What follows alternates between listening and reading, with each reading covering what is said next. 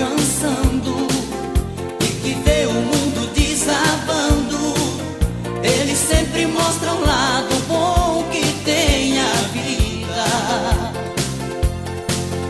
Ele sempre está do nosso lado e com a gente fica preocupado. Ele nunca pede nada em troca, não. Quantas vezes dá sem receber. Ele ri das nossas alegrias, ele chora com a nossa dor. Ele é a forma mais sublime do amor.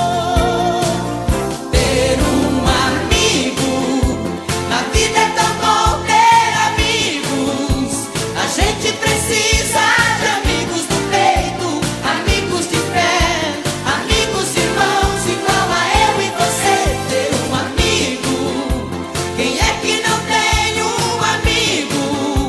A gente precisa de amigos do peito, amigos de fé, amigos irmãos igual a eu e você.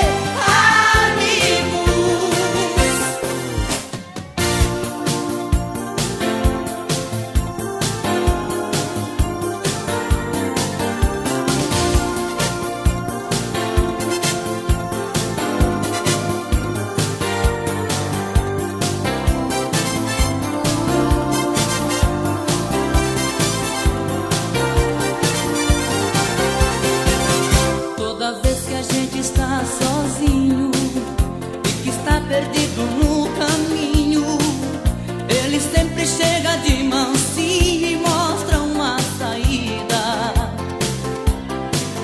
Toda vez que a gente está cansando e que vê o mundo desabando, ele sempre mostra um lado bom que tem a vida. Ele sempre está do nosso lado e com a gente fica preocupado. Ele nunca pede nada em troca, não. Quantas vezes dá sem receber. Ele ri das nossas alegrias, ele chora com a nossa